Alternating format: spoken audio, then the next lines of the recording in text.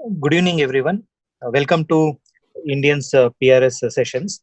Today we have with us Dr. Hareesh Angothu, who is Associate Professor of Psychiatry in Psychiatric Rehabilitation Services, NIMHANS. Last month, he had taken a class on assessment of disability certification. As introduced in the last session also, he has extensive experience both in research and services in rehabilitation. His area of interests are disability certification and welfare benefits. So, and hence he is the best person to take today's session. We welcome you, sir. Yeah, thank you, Chetan. A warm welcome for all of you. So today, in continuation of the previous session about disability assessment, once somebody gets a disability certificate, in what way that would help the person who has the disability certificate? I think all trainees should have a fair understanding, because most of the times the first contact of patient, especially in a tertiary care teaching institute, would be the trainees. So having a fair and accurate information in this regard can help to provide information to these persons with disabilities, which can improve their quality of life significantly. So I'll just would like to give a overview of the social welfare benefits for persons with disabilities. Uh, um, um, I may also not be aware of a few of these things, so I would welcome if you have any other disability benefits which I have not included in this presentation, because the disability welfare comes under the state government sector. So you can notice during my presentation also that different states will have different thresholds and different schemes to uplift the persons with the disability and to include them in the society. So I will the overview of the presentation would be like, I would just touch upon the important acts and policies, few definitions which you should be must aware, provisions for some government employees, because you may also meet people who have mental illness related disability, or who themselves might be the government employees, or they may be the dependents on the government employees. And what are the special provisions, irrespective of whether someone belongs to a government employment or not? Special provisions if somebody is below the poverty line, a focus on children with disabilities, and some family caregivers, persons with disabilities, in what way the current policies or legislations offer some support to them also. I will briefly touch that. So as I will not go into the much of these details, but I think most of you might have heard, and in the last session we have briefly discussed about these few acts, which is that National Trust Act 1999, and the currently in implementation it is Rights of Persons with Disabilities Act 2016. So following this, rules and disability assessment guidelines were issued, which I had discussed in the last session. So few things, again, just a kind of refresh to your memory, that a person with disability is anyone who can have long-term physical, mental, intellectual or sensory impairment, which in interaction with the barriers hinders his full and effective participation equally with others. So in such a, if you take this definition, and almost like all persons are disabled at some point of time, because we are not talking about the percentage of disability. Even fever can cause this kind of disability, even some kind of any other ailment can cause this disability. So more or less we are all disabled. Now then comes the two important definitions in this regard. Is one is that person with benchmark disability, where the person should have not less than 40% of a specified disability as certified by the certifying authority. Now one more thing that is as defined in the section 2 of RPWD Act, that there is a term called high support, which means an intensive support physical, psychological, and otherwise, which may be required by a person with benchmark disability for daily activities, to take independent and informed decision, to access facilities, and participating in all areas of life, including education, employment, family, and community life, and also treatment and therapy. So, a person, whether he would be eligible for high support or not, would be dependent on whether the person already has a benchmark disability or not. So, a person who does not have a benchmark disability cannot claim for the high support. Somebody who has already a benchmark disability evaluation or certificate can only apply for this high support, which I will give you some overview in the later slides. One more thing that also you should be aware when you try to help in rehabilitation, recovery, or in you want to empower the individual with disability towards inclusion, is important definition that has been provided in the new act is reasonable accommodation. So a necessary and appropriate modification and adjustments without imposing a disproportionate or undue burden in a particular case, to ensure to persons with disabilities the enjoyment or exercise of rights equally with others. So within the limitations of that employer, modifications and adjustments should be made to the environment, so that the person can participate with to his best ability. So how does this matters to us? I think for people who have, say, hearing impairment, I think audible signals will be there, and for people with blindness, for example, there will be braille text or some kind of palpable wall scriptures might be useful. Whereas for persons with mental illness, if somebody is on a medication, the kind of time that they would get up sometimes can be little late because of the medication induced side effect of sleep. So allowing the employee to come little late compared with others, and allowing the employee to stay a little more time in the evening to work, or exempting them from the night shifts, that also is nothing but a reasonable accommodation. So if a person with intellectual disability can be given some kind of manual or semi-skilled work in the firm, is also a reasonable accommodation. And for persons with mental illness, somebody who might be in a need of taking more frequent leaves because of whether it is appointments related to health, or whether it is exacerbations of illness, employer can be little more open to provide this kind of reasonable accommodation. So just to give you an example, so we have someone, software engineer working in a big software company, and he was given night shift. However, he was on clozapine. So we have given a letter to the employer saying that please consider the limitations of this person and exempt him from the night shifts. So the employer was has accepted this and has shifted him to a different work schedule. So that is now, it is granted by the law itself. So why this reasonable accommodation also important, to just give you a little more information later. Appropriate government shall take necessary steps to ensure reasonable accommodation for persons with disabilities. And what matters to us is persons with mental disabilities, whether it's autism or intellectual disability or mental illness. Just a second.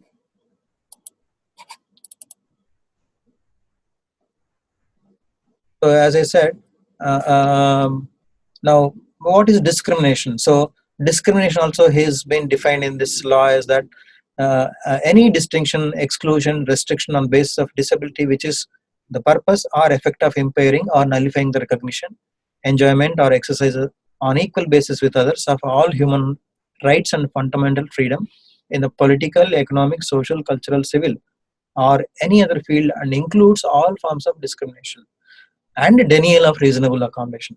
So you have to be aware of this, that in this law it is defined as that denial of reasonable accommodation amounts to discrimination of a person with disability, which is a penal offense. So there always will be some kind of arguments about disability inclusive measures. Are they necessary? What should be the objective? Will they have an impact on motivation to work? Who decides them? How to measure environment barriers for persons with mental health issues? Like, for example, we call about somebody who has a locomotor difficulty. So he will have difficulty in moving to the fourth floor. So we say that making ramps or creating some kind of lifts would be a environment modification to help them. But what are that environment modification for persons with disability, especially mental disabilities? What are the bodies and agencies which provide policies and frames programs with regard to this? So I think even as I was a trainee, I was aware of only that disability certificate would be useful for gaining disability pension. Say government will give some kind of pension, and sometimes it may be helpful for some kind of travel. So I was also not aware beyond that. But after working in this field, we thought we should share this information, and also the trainees should be aware that there are many other things which are less used and less aware people are also, which can bring a significant changes in the person with disabilities life, day-to-day life. So as I said, that these are the three common which people may know usually. So as I said that the pension, like disability pension, as I mentioned that I just gave you that three states in the southern south. Say for example, in the Andhra Pradesh state, they would give around rupees 3,000 per month the disability pension, whereas in Telangana that's around 3,016 rupees. In Karnataka, there is a division between 600 for mild to moderate disability and 1,400 for severe disability. Mind that all these will be given only for persons with disability when they belong to below poverty line. So it is not that having a mere disability certificate would guarantee this thing. So person also has to be below the poverty line. And the travel concessions, like especially in buses, I can give you the example of Bangalore and Karnataka. So these will be issued for persons with any disability, and this bus pass will be around 660 rupees per annum. So usually even monthly pass in this Bangalore metro would be around 900, whereas for person with disability it would be around 660 per year. And in all other districts also, similar passes will be issued where that person with disability can use that pass throughout the district. Now this bus concession is irrespective of the BPL status. So if a person has a disability certificate, then they can avail this one. So I'll go on to a few other social welfare measures. Like you also have to understand certain sections of this the new law, that section 31 narrates inclusion is a right in schools till the age of 18. So I think you might be aware of Sarva Shiksha Abhiyan as part of education for all, which says that school education is a right for people till the age of 14 years. However, this law states that when a person is disabled, now till 18 years of age, a school of his choice in the neighborhood or a special school, it is inclusion is his right. And in the higher education, like say when somebody crosses that PUC or +2 category, when they grow into graduation or even higher courses, section 32 of this law narrates that a minimum of 5% reservation with an upper age relaxation of 5 years in all higher education courses, whether it is graduation or post-graduation or PhD, including the medical courses. So you may encounter people who may have this illness related difficulties during their 20s or 25s, and they may have discontinued their graduation, or they have finished but there is a gap. Now if they have this disability certificate, it opens much doors for them that they can get entry into their higher educational courses under this reservation, 5% reservation, because this 5% reservation is not divided into like 1% for locomotor, these things. It's a kind of 5% is in total. So any person perhaps would qualify to that 5% as per the any university or any guidelines, then they can claim that seat. Now, so this is with respect to the higher educational institutions. And one more is that the section 34, that is not less than 4% of reservation across all government jobs based on the total number of posts, not on identified posts. Say for example, if you see that in any state government, or say even I'll just give you an example of Indian Railways. Just take the example of Indian Railways. So in Indian Railways, there are say total posts of the possible employees is says around 80,000. I'm just giving a random number.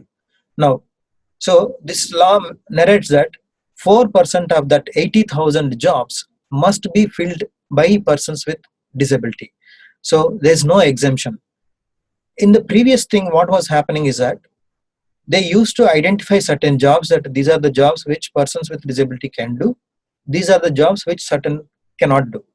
So they were providing reservations in the identified job category only.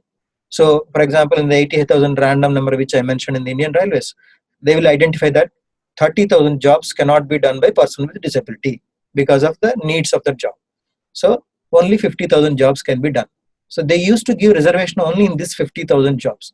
But Supreme Court has quashed that, saying that the quantum of reservation should be on the number of total posts, not on the identified posts. So all organizations, whether it is railways or it is banking, whether it is even recently we have seen that one Kendriya Vidyalaya recruitment for about thousands of teacher posts, everywhere this 4% reservation has to be followed. And if some organization does not want to follow this because of reasons, say for example there is a police department. Now police department, they need to have people who will not have disability because it interferes with the work for which they are getting recruited. So in that way, these organizations has to approach the Ministry of Social Justice for exemption. Otherwise, it is deemed that they have to provide these reservations. So few of the government India programs which can be useful for you to know more and to give information to the is that assistance to disabled persons for purchase of aids and appliances, that is called ADIP scheme. Up to 10,000 or 12,000 per person with disability would be provided. Quantum of assistance is based on the family income of 15,000 per month. So under this ADIP scheme, the locomotor aids, like kind of wheelchairs or any other things might be provided. But what is relevant to us is that persons with intellectual disability, because Secunderabad National Institute of Empowerment of Persons with Intellectual Disability has created certain resources for children and adolescents of intellectual disability. So usually for APL people, they will sell it at a cost, whereas for they provide these resource materials under this ADIP scheme. So for more information, people who want in this regard perhaps can contact the National Institute of Empowerment of Intellectual Disability located at Secunderabad. Earlier this was called as National Institute of Mentally Handicapped, NIMH. So you might have heard of that, NIMH. And three other types of kits for children with intellectual sensory disability to be provided under ALIMCO. So NHFDC loans for self-employment. Many of these schemes would be implemented through the state departments. So one more thing that you can use this social welfare benefit is that you may also get many people who belong to APL, where the family caregiver or the person themselves may be income taxpayers. So one other thing that might be useful is that section 80D, 80U and 80DD. So say under section 80D, the premium paid and medical expenditure, when it is made through cashless, it is exempted when the person has a disability. And section 80U, a person with disability, income tax exemption can be claimed 75,000 and to 1,25,000 based on the percentage of disability. So if a person has severe to profound disability, that is as per the income tax act is that 80% or above disability would be eligible for 1,25,000 exemption, whereas people who have 40 to 79% of disability will have eligibility for exemption to 75,000. And one more is section 80D.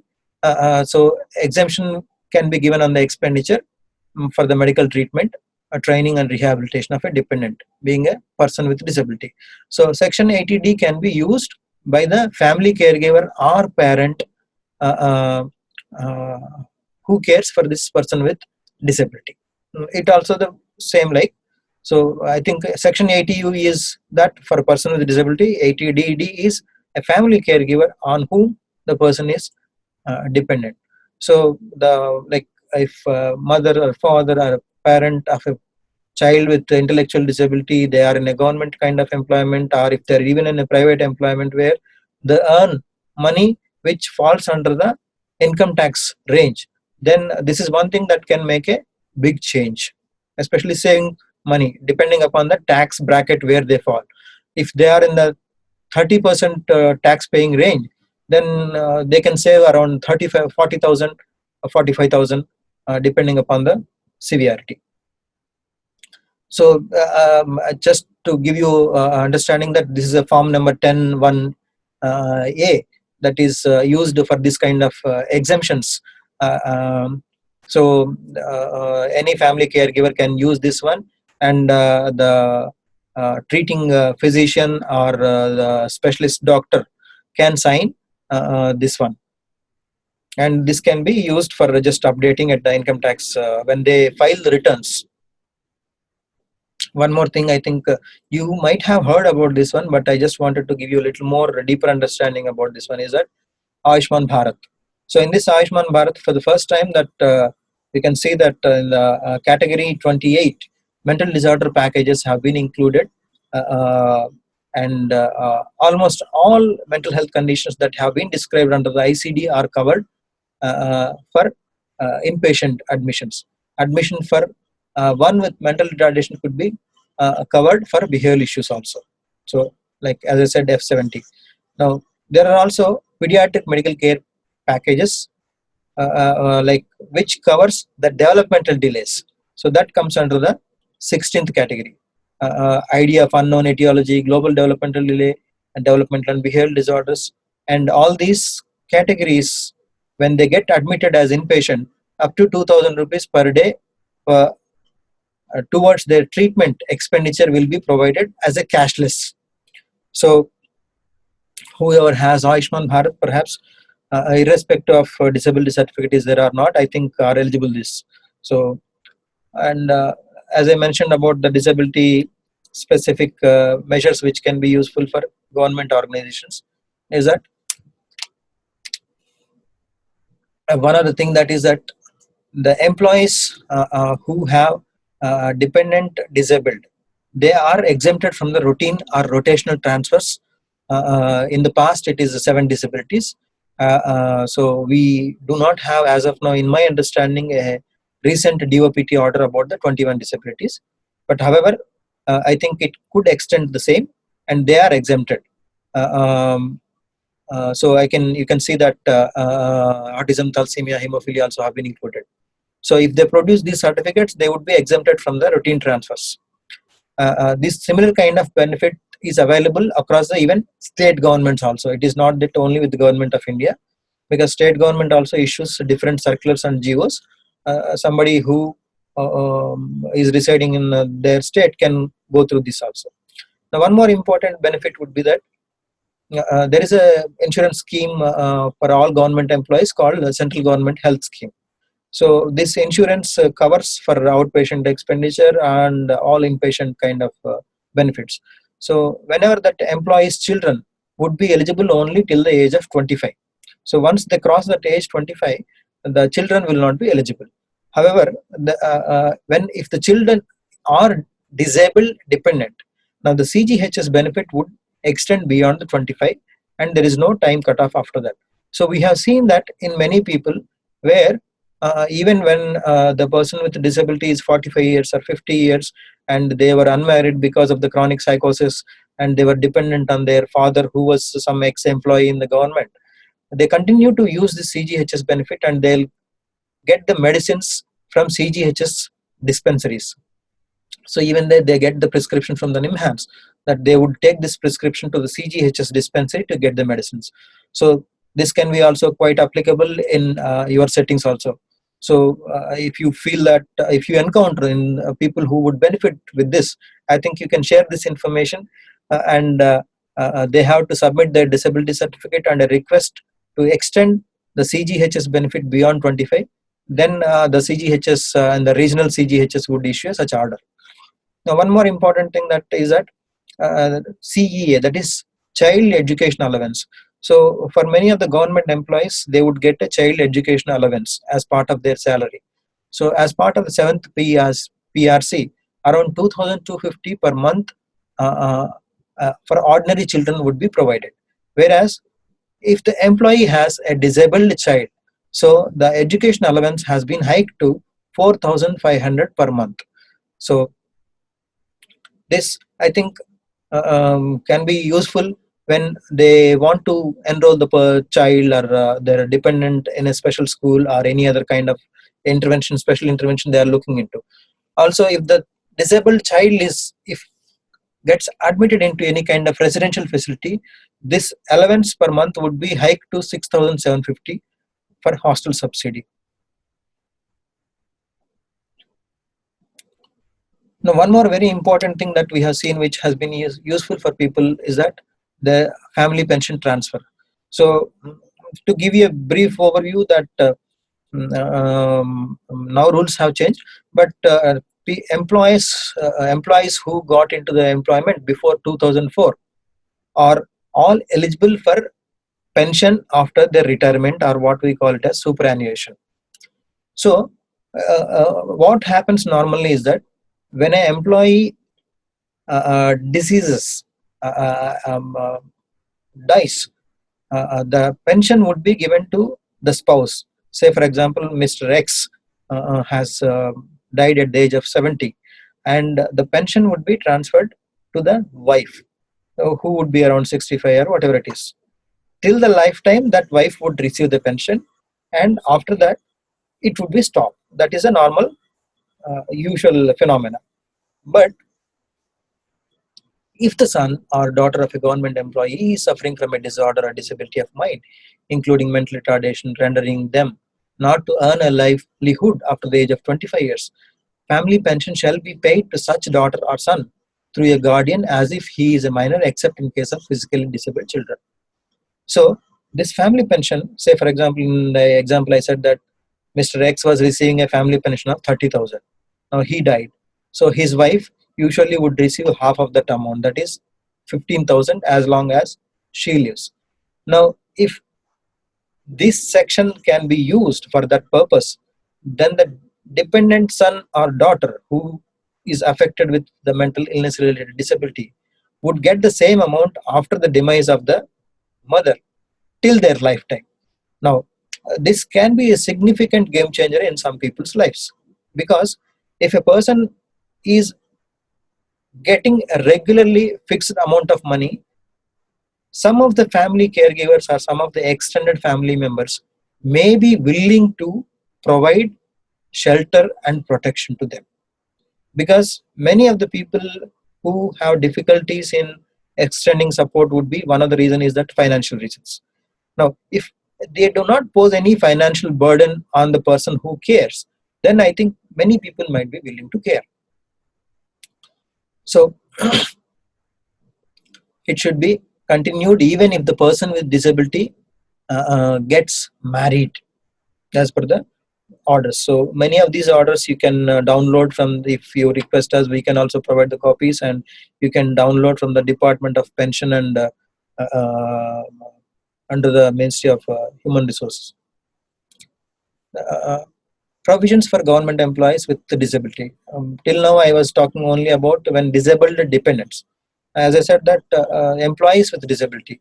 So there is no difference between getting a job and becoming a PWD before or after, because some of the queries which we were getting is that, is there any difference? So application for transfer, if somebody wants to go back to the place where they want to work, the kind of nearby home or something, the immediate supervisor cannot stop the application. It has to be forwarded, and any person with disability cannot be terminated from the job if he or she cannot perform because of benchmark disability due to specified conditions. Even if one opts for voluntary retirement, this should be informed that we cannot terminate you, but we can provide you some kind of different placement. And there is an additional, that is special casual leave, 4 days in every calendar year. So there is a fixed number of casual leaves for any employee in their calendar year. And this person with disability, they will have a 4 days extra special casual leave. And assisted devices, suitable furniture or gadgets should be provided by the employer as part of reasonable accommodation, and the employee has not to, there's no need for them to pay anything for that. So to stress that, like, cannot be terminated from job, as I mentioned, that even if there is a kind of armed forces or police department where a person as part of the duty sustains some kind of injuries which renders him permanently disabled with more than 40%, even though he cannot do his no longer that the job of police, now the department cannot terminate his job. As per the law, the department has to find a place which he can do, whether it is sitting in office or writing documents or these things, but they cannot terminate till the time that he attains his retirement. So some people usually will opt for voluntary transfer voluntary term retirement, because they'll have difficulty in going to the workplace. Even then, that this information should be given to them.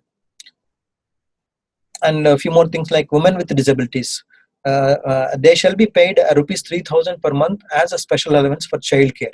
The allowance shall be payable from the time of childbirth till the child is 2 years old. So if you encounter any woman who has a benchmark disability and has delivered a child, and if she is an employee under the government, then in addition to her salary, she is eligible for about 3,000 per month for the first 24 months following the childbirth. And hearing impairment, orthopedically handicapped, visual impairment, spinal deformity, deaf and dumb would be eligible for double the rates of transport allowance. So usually, as I said, that salary of a government employee consists of different parts, like there will be some basic pay, there will be some allowances, these things. So when a person with a disability is a government employee, under whether state or central, so they have this provision of getting double the transport allowance which any other employee would ordinarily get. So this is what I had given is as per the 7th PRC recommendations of 2016 for the central government employees. So states may have different things, which I have little information on that regard. Also, there is a mileage allowance for accompanying attendant for PWD employee when they tour as part of their duty.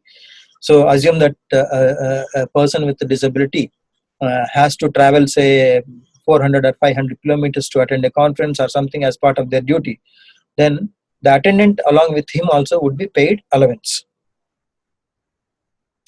So these are generic, which I said that though the scheme document or the allowance orders, DOPT orders, worded in such a way that more they are catering for persons with physical disabilities. But in our understanding, these are applicable for any person who carries a benchmark disability, and you can provide this information to them for whom this can be useful. And if their employer is not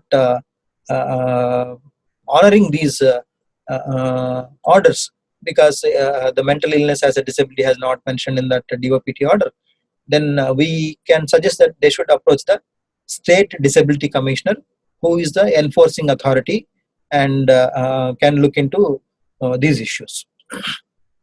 So under the National Trust Act, there are some specific social welfare schemes and measures.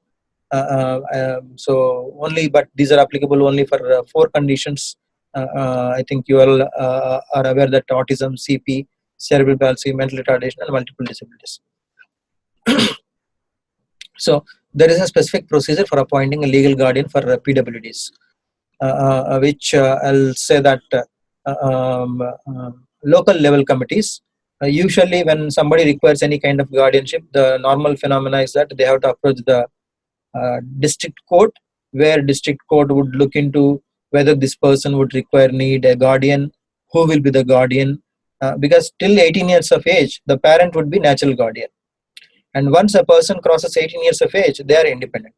But if somebody is above 18 but cannot take decision independently or has difficulty in decision taking, then there is a need for guardian.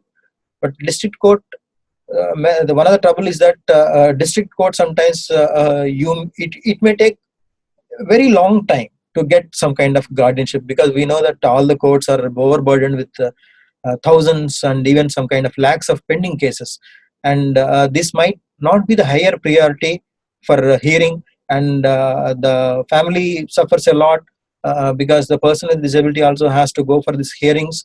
So Government of India has brought this National Trust Act, a specific measure for appointing guardians in a decentralized manner, that is called as local level committees.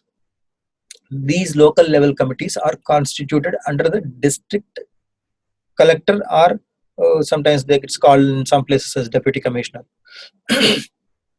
So these meetings will be held in once periodically, and they will look into there itself about who has applied and on what basis, and they will look into disability certificate whether it is under the National Trust Act disability or not, and they would issue this permanent guardianship. Because this permanent guardianship or this legal guardianship as per this one is necessary for many people even to open a bank account when they are above 18 years of age, whether it is joint account, this kind of thing. Without that, they will be not eligible for many other benefits. Even say, for example, there is a Niramaya health insurance which we talked, I think, yesterday, that the amount of health expenditure would be transferred to the beneficiary account. Now, beneficiary will have account only if the bank manager is willing to open bank account. Bank manager would say that without a legal guardian, I will not open a bank account. Now, where is to get the legal guardian? If you go to the court, it may take 3 years or 4 years. So to bypass all those things, actually this has come. We observed that this has been useful for many, many families. So just to give you a little overview, that little more schemes which I said, that Niramaya health insurance scheme offers up to 1 lakh coverage per year per beneficiary, that is a person with a disability. This purely on a reimbursement basis. One of the important thing in Niramaya is that so outpatient based expenditure, including the diagnostic tests or these things, can be reimbursed.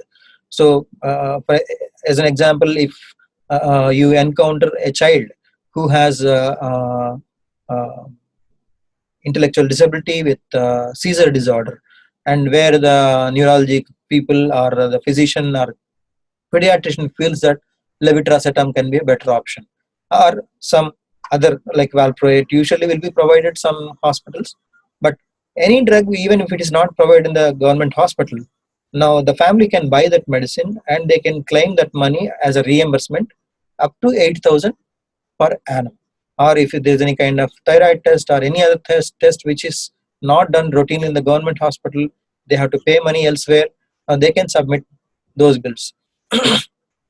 So if somebody is interested about the Niramaya health insurance, yesterday we had session about that one, and very soon probably we will be updating in the YouTube also. Then you can consider listening to that if you have any other queries, or otherwise you can also look at the National Trust website. One more thing is that under this Disha Early Intervention Center for children with disability either due to autism or intellectual disability, and Vikas is a kind of daycare center for people with more than 10 years of age. Samarth is a kind of scheme which provides respite care. So if the family caregiver is burdened about that they have that caregiver burden, then these are the respite places where they can admit the person with the disability for some time. And also one important scheme under Gharanda is a long stay homes.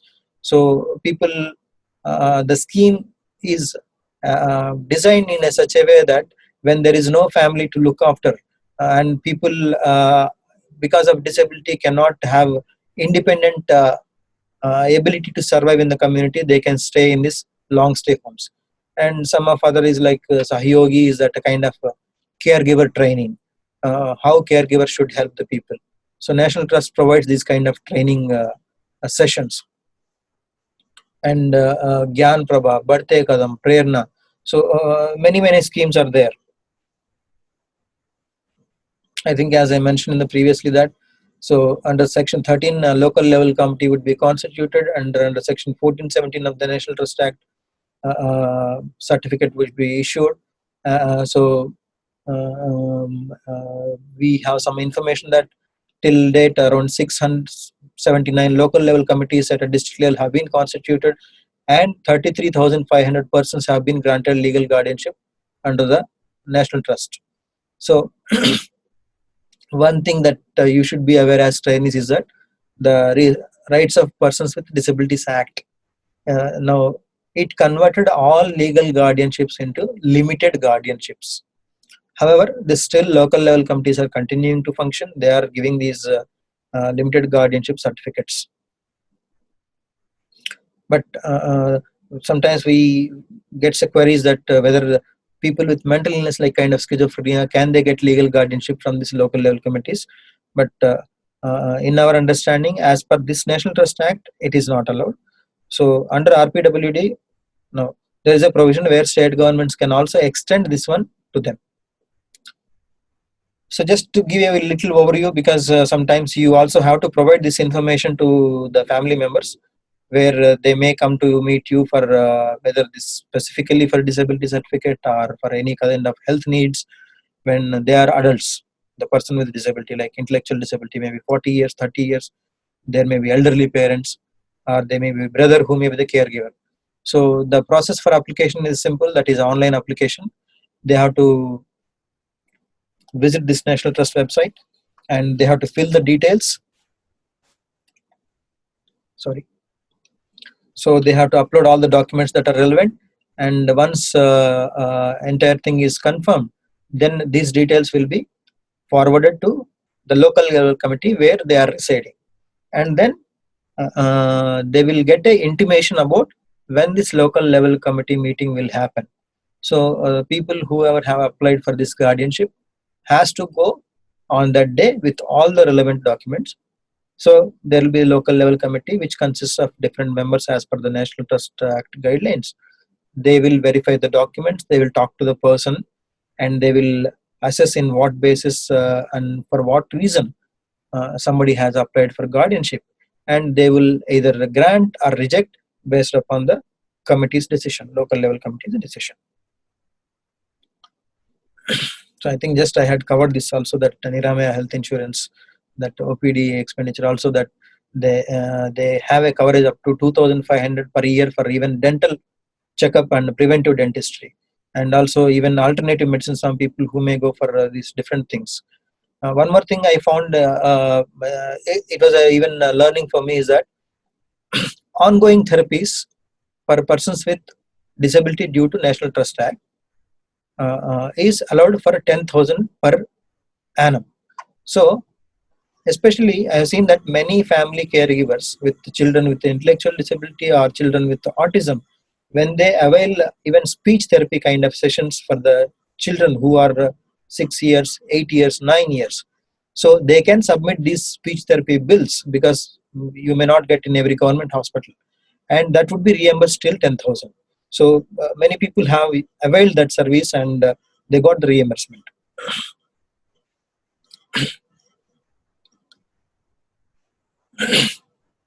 So if somebody has a Niramaya health insurance, as of now, we have information that around 95,000 policy holders are there, and in the last 2017 the claims are around 15,000, and the government of India has spent around 7.3 crores.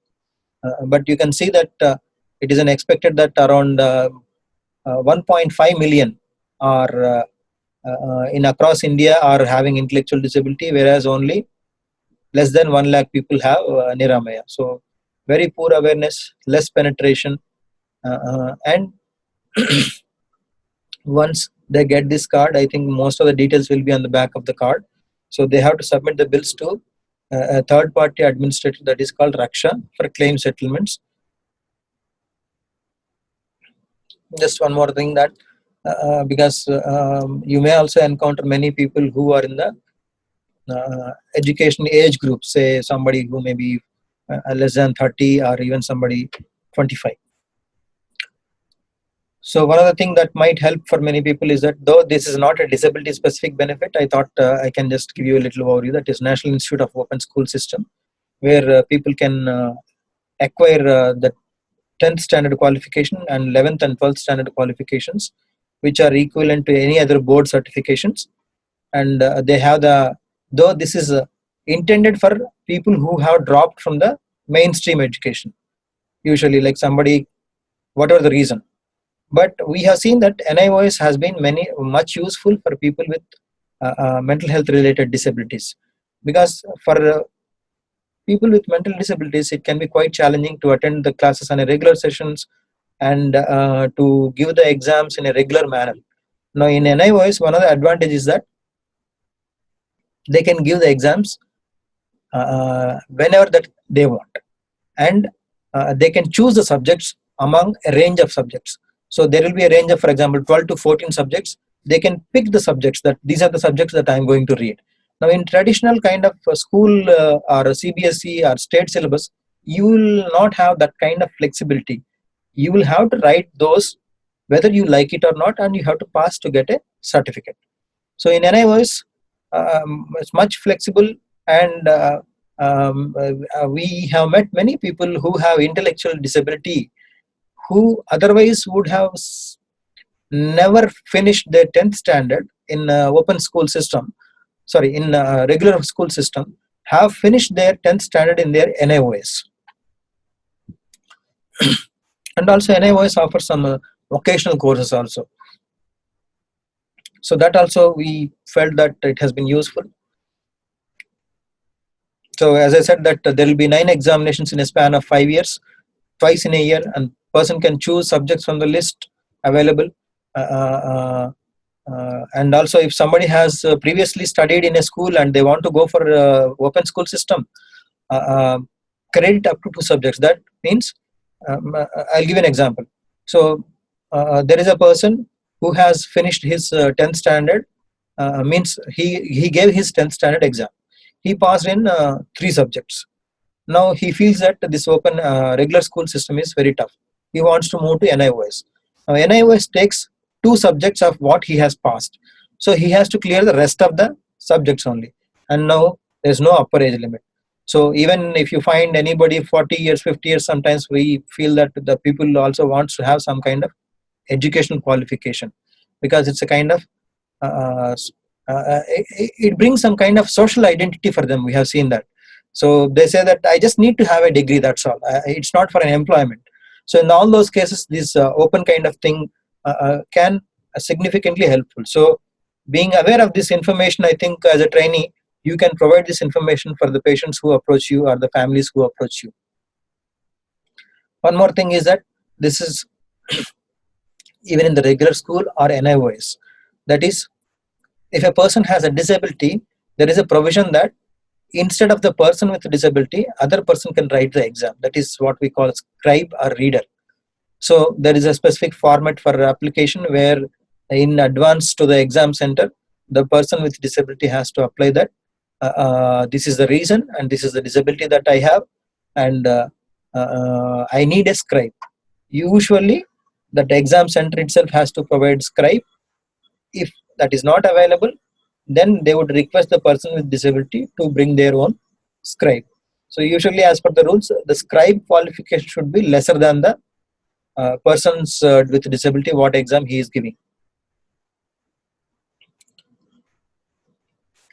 So the disability certifying authority or any other doctor also has to give a medical certificate to take this kind of exams. That in my opinion, he would require scribe for this reason, like whether it is dyslexia, dysgraphia, slow learner, intellectual disability, autistic. So this clinical information has to be given, and doctor has to opine that I feel that a scribe would be useful. So we have seen many people where by using the scribe, they cleared the exams and they got the qualifications. So this is also the same, that continuation of that annexure. So NIOS is a kind of CBSE curriculum offered under the Ministry of MHRD, Human Resource Development, and under the Government of India. But I also came to know that certain states are offering their own state open schools. So this is an example that Andhra Pradesh is offering this kind of open school exams, which is similar to NIOS. One of the trouble with NIOS is that NIOS will not offer it in the regional languages. So for somebody, some say from rural Karnataka, now it might be very difficult for him to have this CBSE curriculum, even though it is NIOS. So there is also a Karnataka open school system where if the languages or the subjects which he chooses, if they can read in the vernacular language, now that will be a significant advantage for them to acquire that qualification. So one more thing that you also should be aware of is that there is a rule that if there is a person with disability, compensatory time of 20 minutes for each 1 hour exam should be provided. So even if it is a competitive exam, say for example there is a BSRB recruitment exam or say railway recruitment exam, whatever it is. Now the time itself is 1 hour 30 minutes.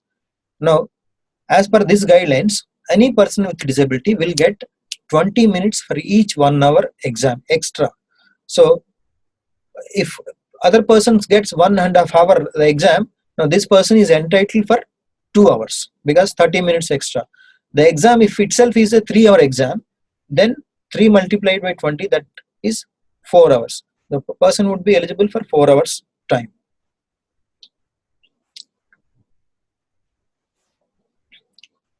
So few other measures which less commonly availed and less commonly aware is that one thing called a marriage incentive of 1 lakh. So when a person with a disability marries one without disability, there is an incentive of marriage for 1 lakh rupees. This would be usually given or it would be provided by the disability department at a district level, and this would be given as a kind of fixed deposit on the name of the spouse. So state policies might differ.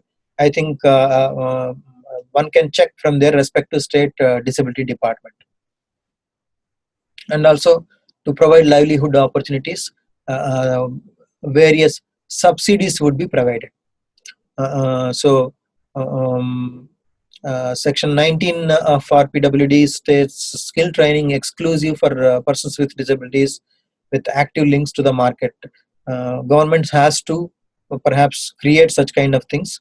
They are bound to. So there is one thing that you may, if you have interest, can go through is that earlier what called SIBDA, Scheme for Inclusion of Persons with Disability, and now it is reconverted or redesigned as Skill Council SCPWD. So one more important thing that many people are not much aware is that special employment exchange for persons with disability. Every state government is supposed to create one special employment exchange at every district headquarter level, where any person carrying this benchmark disability certificate, irrespective of the cause, whether it is mental illness, whether it is intellectual disability or autism, are entitled to register at special employment exchange. So why should one register with this if they want a job? So one important thing that in the recent new parliament act passed by the parliament is that as per the section 2H, unemployment allowance to persons with disabilities who have been registered with special employment exchange for more than 2 years and who could not be placed in any gainful occupation. So often I think you may or we also come across many people who in the age of 40 or 45 or 30, they would say that I want a job, because we work in the rehabilitation sector. So once the symptoms are controlled or symptoms are reasonably better, we will get a referral. And one of the commonly expressed need is that we want a job to earn money. So one thing that we try to educate them is that have you applied for any kind of employment exchange or not? Because traditionally, usually most of us know that applying in a government employment exchange would not give any kind of guarantee about the job. So people, I think, are not much looking into that kind of thing. But because of this law, I would encourage all of you to consider, encourage your service users that if job is a felt need for them and if they have a benchmark disability certificate, the first thing that they should do is that register themselves to the nearest special employment exchange with the qualifications whatever if they have. And even if they do not have any qualification at all, they can be registered as illiterate category. So once they are registered, in a period of 2 years, if they do not get any kind of employment, they are eligible for unemployment allowance as per the law. So government cannot deny that.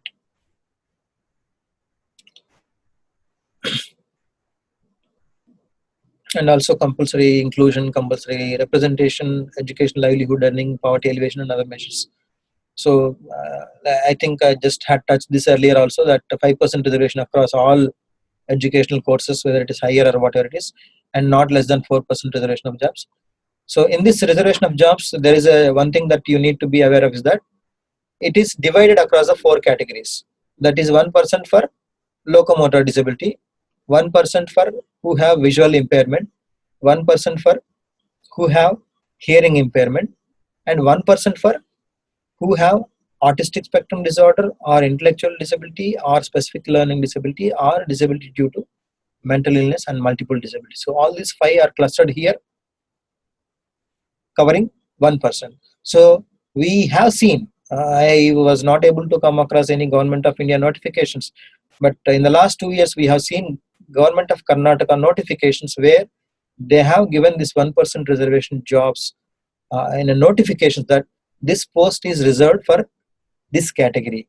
So I even have some people who got jobs, permanent government jobs under this category. So conveying this information to people who have who would be eligible, I think makes a significant difference in their lives if they can use that. One more is that section 37.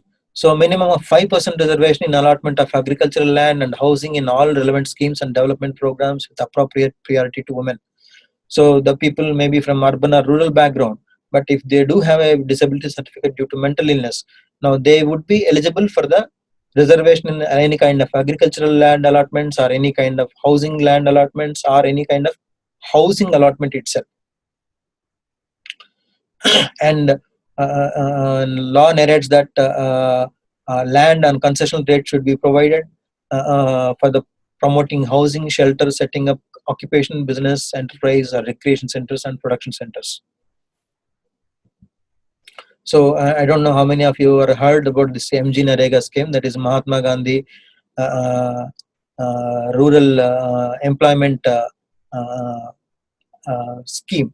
So otherwise simply called as sometime as 100 days employment scheme. So they are entitled to a minimum of 100 days employment if they are registered under this. Now, so as of now, we are not sure that whether this 5% applicable here also, but we got positive signals from the MG Narega administrators that they are willing to consider if somebody with a disability certificate approaches them.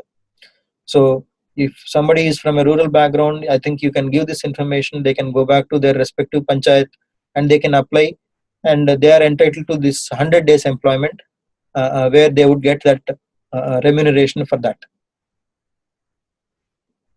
So I think as I mentioned that high support needs, initially I gave you a brief overview that what if somebody is declared as person with high support. So as per the new law, which says that transport facilities for children with high support needs to attend school should be provided by the state authorities. And also there is one mention called caregiver allowance for those caring for persons with high support needs. So the quantum or the procedural guidelines have not been laid down, but if somebody is interested about this high support needs, Government of India has issued a notification about assessment of high support needs. They can download it from the Ministry of Social Justice website, and the tool can be used. But however, it has to be given by the board. So as I said that this is an online site where anybody who wishes job, as I said, the SC PWD can update their data. The intention of the government is that this is a portal where employers who wishes to employ persons with disabilities will also register. People who are with disabilities who want employment will be also registered. And this agency tries to meet or help them in meetings so that the people who seek employment can meet the right employer who can give some kind of employment. It includes private thing. It's not that government thing. So one more thing that you can be more aware of is that Rehabilitation Council of India, which determines certain courses and prescribed qualifications who can help or who can teach or who can train persons with disabilities. So they have even resources. As I said, that SCPWD, Skill Council for Persons with Disability, and at national level, this is the Department of Empowerment of Persons with Disabilities, is the enforcing authority. I think I had given you information about this also, this National Trust Act.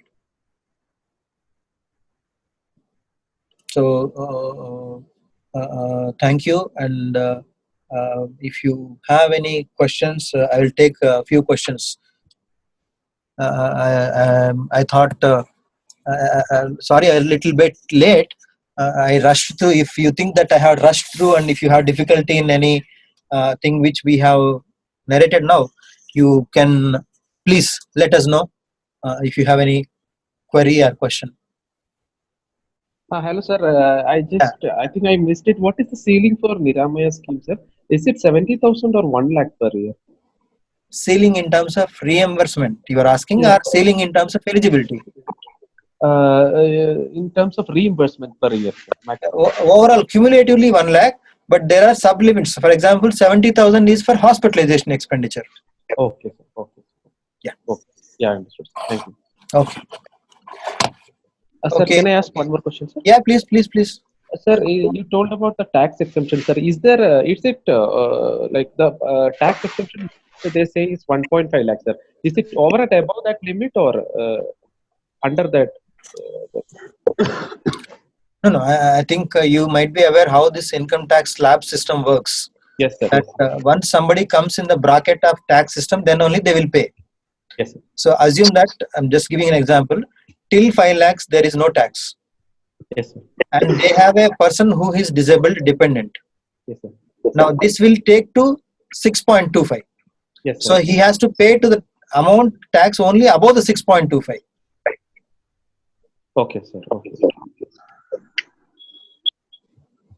Sir, this is Balaji, sir. Good evening, sir. Yeah, please. Sir, if a postgraduate or graduate having his studies, sir, have developed the mental disorder, does he eligible for what all the exemptions for writing exams or scribe or some etc. to complete his due course, sir? It's not the mere development of mental illness. It is whether the person is in possession of a valid benchmark disability certificate or not is the primary criteria. Okay. So even if they have an illness, if there is no certification that they have a disability due to illness that is 40% or above, then they would not be eligible. The second thing is that if they do have a valid benchmark disability certificate, and most of these are applicable, and if somebody is in any way is not honoring that kind of guidelines issued by Government of India or respective state government, it is the State Disability Commissioner who should enforce that. Okay.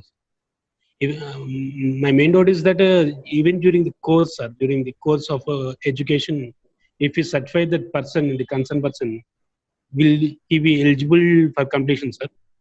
Yes, absolutely. Why not? There should be no discrimination just because somebody develops disability. He has right to complete.